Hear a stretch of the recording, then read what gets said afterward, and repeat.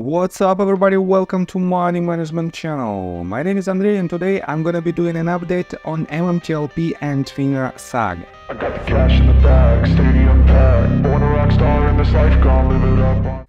And guys, for today's video I have a real bombshell news. Unfortunately it is not the best news if you dig deeper inside it, but I have to admit that at the end of the day the result of this news is quite positive, and I have to admit that during the preparations for today's video I was really shocked about this news. And without further ado, let's get started. But first of all, just hit the like button.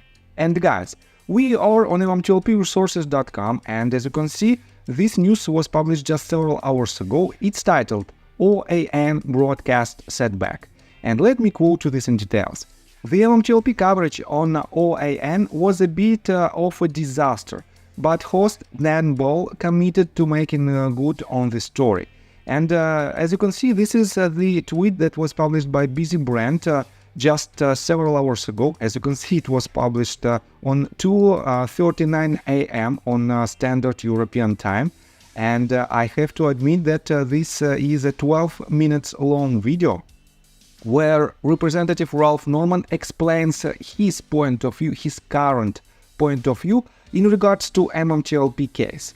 But guys, this point of view was extremely confusing for us, because in general, in my opinion, Ralph Norman made a statement that he was completely satisfied with the answer, with the recent answer from SEC, when SEC charged Metamaterials and two former CEOs, George Palekers and John Burda, for the counterfeiting of shares. And guys, in my opinion, it is ridiculous, but let me quote you this tweet first of all. Let's blame the CEOs for counterfeiting stocks that cannot be delivered. Representative Ralph Norman still doesn't get it. Help MMTLP, I'm lost for words.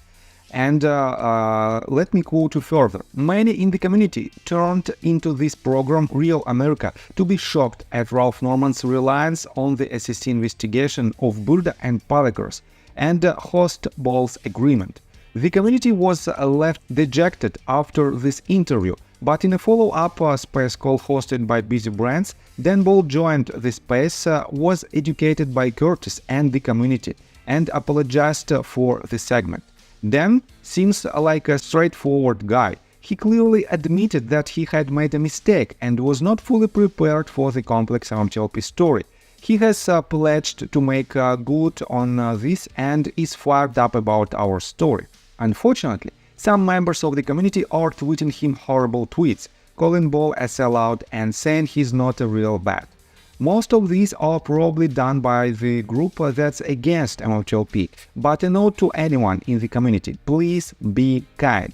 People make mistakes. Give him a chance to make good on his word, which I believe he will do. And guys, I have to say that yes, people make mistakes. Even myself, I made a first video back in February of 2021, and you can read about this story right here on MMTLP resources, on the part when it was my interview. As you can see, meet MMTLP YouTube Andrei.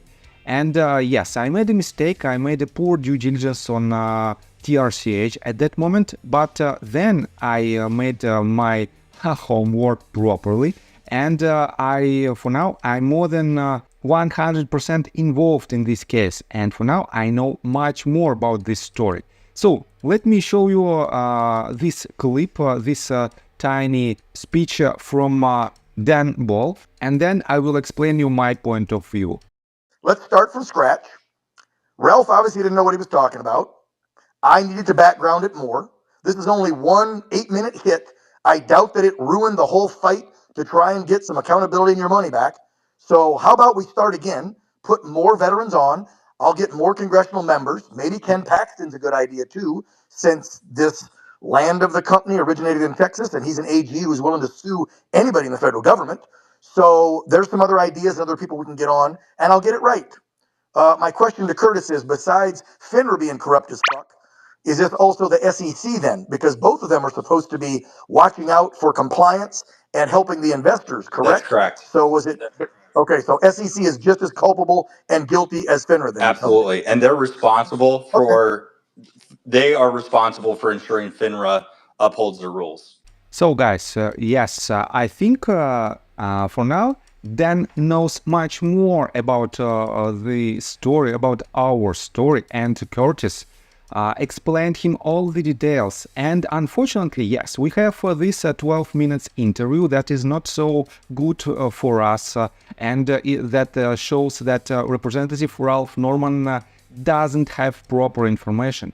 Let me show you that our community was literally pissed off because of this interview. But let me show you that Ralph Norman himself didn't comment on this issue at all on his Twitter account. But let me show you that just several hours ago, he published several tweets, and these tweets were written before the interview was done. But at the same time, guys, take a look that under each and every tweet that was published by Representative Ralph Norman, we have a lot of tweets that are directly related to MMTLP case. And definitely, Representative Ralph Norman has to know that our community is still waiting for the results from him and from Pete Sessions. Unfortunately, Pete Sessions also doesn't have any updates in regards to our case, but at the same time, his tweets are also commented by multiple of community members, of MMTLP community members, and he definitely has to know that we are waiting for his answers as well. Let me show you that Metamaterials made a response, made a comment on this interview, and let me quote to this. Just in, Representative Ralph Norman states, MMTLP is now, quote-unquote, in the SEC hands. He doesn't provide the wrongdoings by FINRA and the regulators and the proof that there is counterfeit shares in MMTLP, and just puts the blame on the CEOs and company. It seems like Representative Ralph Norman just learned about MMTLP yesterday. And guys, I completely agree with this statement, and I have to admit that Representative Ralph Norman potentially forgot about all the details. Definitely he has a lot of other things to do, but in general, if he says that he is on our side, I think he has to keep in mind all the details. And by the way, guys, SEC, by posting this press release, that SEC charges Metamaterials and former CEOs with market manipulation, fraud, and other violations, they basically hit the target for 100%. They switched the focus of MMTLP community and the people who could be in MMTLP community, who could be on the side of MMTLP community, to other case that is not related to the counterfeiting of MMTLP shares. And definitely it is a completely different civil case, and I will explain you in a minute what I'm talking about. Let me show you again this tweet, and let me show you the comment from RareDD. While he did say that, he also said that he and they are still trying to get to the bottom of it. He's clearly a bit confused. The SEC succeeded a little in their attempt to switch the narrative, but there is the problem of the truth. And RareDD also has the same opinion in regards to the Ralph Norman's interview. On top of that, let me show you this tweet that was published by Kristen Shaughnessy and reposted by Curtis in regards again to this interview. She wrote, anyone reporting on MMTLP or being interviewed about it should understand what happened first. That didn't happen here. The SEC investigation Congressman Norman speaks about is separate from the issue MMTLP shareholders have been asking about for 19 months. But you wouldn't know that by this interview. Here are the questions that weren't asked. 1. What is the independent audited aggregated share count for MMTLP? 2. Why won't anyone in Washington get MMTLP investors the numbers? Why haven't regulators and brokers been subpoenaed for the share count? It appears trade settlement in MMTLP is a huge problem. 3. Did any of brokers represented on the FINRA panel that voted to halt trading in MMTLP sell more shares of MMTLP than they had certificates for? And if so, by how much? 4. Why did FINRA say broker-dealers had no advanced knowledge of the halt when at least some of those brokers had representatives who voted for the halt? Isn't that a conflict of interest? 4. Did Congressman Pete Sessions or anyone connected to him reach out to FINRA and let them know brokers were oversold in MMTLP? Was that before or after the halt, or both? Did any other members of Congress reach out to FINRA about MMTLP before the halt? If so, who? 5. Are Texas-based Hilltop Securities and Charles Schwab oversold in MMTLP? If so, did Sessions know that when he reached out to FINRA? 6. What was FINRA's response to letter Sessions sent about MMTLP before the halt was ordered? Was that response sent before the emergency halt? And guys, these crucial questions wasn't asked during this interview. But in my opinion, Dan will fix this problem, and he will do it, in my opinion, in the foreseeable future. On top of that, guys, take a look right here. Meta News reposted several tweets that was published by Wild Red, and Wild Red wrote, "Sir," and he refers to the Ralph, he addresses this tweet to Representative Ralph Norman. He said, "Sir, I have been following this story from the beginning. It is very complicated.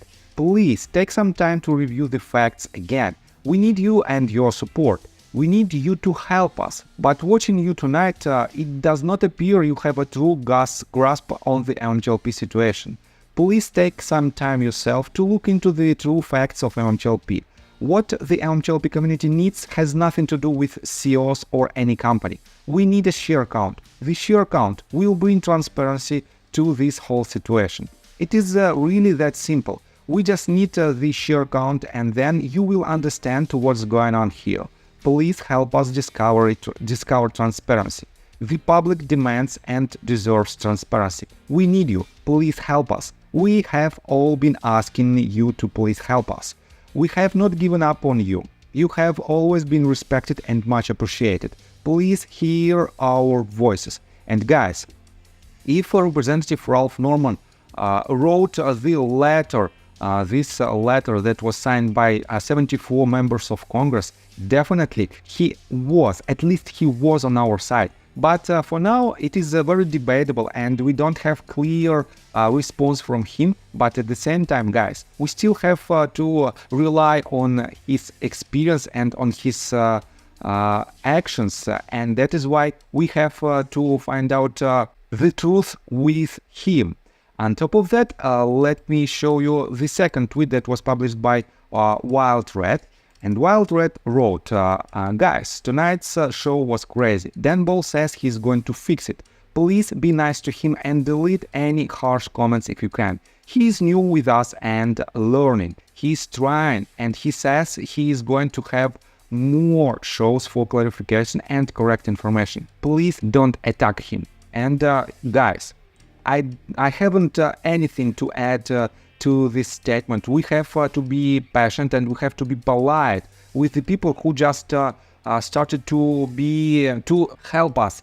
Definitely, our situation is extremely complicated, and SEC, by posting this press release, achieved their goal for 100%. They switched the attention from the real problem to some mystical problems that is not even related to counterfeit shares. And guys, let me show you that George Palikaros didn't publish any tweets in regards to this case, but definitely he reads a lot of these tweets, and he just keeps silence in order not to say anything that will harm his position.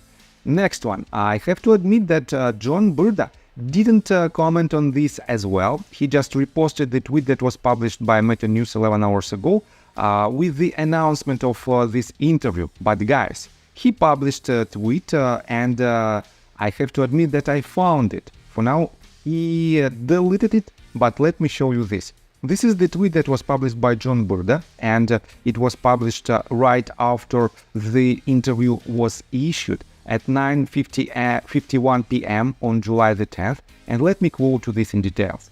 After I confer with my attorneys, I will be making a statement on this defamatory debacle. It is beyond belief that Representative Ralph Norman and his anchor from OAN got this 100%. Norman is particular has been in communication with the MMTLP army for 19 months. How does he not know what is going on? Does anyone read anymore? Clearly, the SEC civil matter does not cover any aspects of how the Series A preferred shares began to trade, and just as important, how it got halted and who was involved. To clearly place blame on George and I is pure defamation. We walked away with $175 million. What a hell! What a complete moron. I feel sorry for his constituents who thinks this guy is going to do what is right. My blood is boiling. The civil case against me and George will be litigated in its entirety, and the facts, including those I am able to discover via subpoena, will be presented on an equal playing field in front of a jury. Anyone who takes the time to read this surely can discern that none of the accusations pertain to MMTLP or the HALT. Congress is being played by the SEC 100%. This is not over. And guys, definitely this is not over. And for now, I understand basically why John Burdett deleted his tweet, because his blood was boiling during the publishing of this tweet, and he was extremely disappointed with the Representative Ralph Norman's position. And guys, I have to say that this issue, in my opinion, will turn for good for MMTLP community, because Dan clearly stated that he will fix this problem, and potentially he will ask Representative Ralph Norman again. And in my opinion, Ralph Norman at this time will be prepared for this case. So, for now, let me show you another update that is not so important in the light of the previous news, but it is extremely important in general for our community. So, Scott wrote this tweet just several hours ago, and he said, "Just did a 12-minute call with Chip Dillon at Schwab in Texas and laid out the legal battlefield. I am on page 13 of my lawsuit, and it appears to be headed for at least 30 pages, and made him aware of the violations of SEC rules now going on, since they are not answering my legitimate client agreement-inspired questions, 5 pages of them, of which 2 are the most important. 1. Did Schwab have valid 211s to trade MMTLP? 2. Did Schwab oversell MMTLP, and if so, by how much? I also explained RICO a bit, and that Hilltop just threw Schwab under the bus by admitting to an oversold condition facilitated by Schwab, despite despite them answering AJ last night in writing that they committed no illegalities and did not oversell MMTLP. I still have no answer to my demand letter and remind him of that. Seemed like a nice guy. Dillon said GC would be getting back to me, so let's see what happens." And guys, I think Scott Roth just found the way how he can push our case forward through one of the broker-dealers, because he wrote a letter to Schwab on June 21st, and this letter was also extremely interesting in terms of the details of our case. So guys, I have several more news, but unfortunately I don't have enough time to cover all of them. Probably I will cover these 2 news tomorrow, and I will explain you my point of view on them. But for now, I think that's it. And guys, let me tell you my personal story. I have a wife and 2 children aged 11 and 15, as well as a small dog. After 30 years of living in Russia near the Baikal Lake, we decided to move. Now we reside in Serbia. Although I don't own any MMTLP shares, I invest a lot of time creating daily MMTLP videos. I have been doing this every day without days off and holidays for more than 1.5 years. Now I wish to buy back this time from my family, from my children. We've agreed that I will ask the MMTLP community to support me, and I will give all the money to the children. Therefore, if you believe that I am providing useful content for you and wish to support me, you can join my Patreon account. For $5 a month, I will add your name to my list of supporters if you wish. Thank you in advance. The link you can find in the description below. So, I think that's all information that I want to provide you. If you like my video, please hit the like button and subscribe to my channel, and see you guys and girls next time. Bye! I got the cash in the bag, stadium packed. Born a rock star in this life, gone live it up on the attack.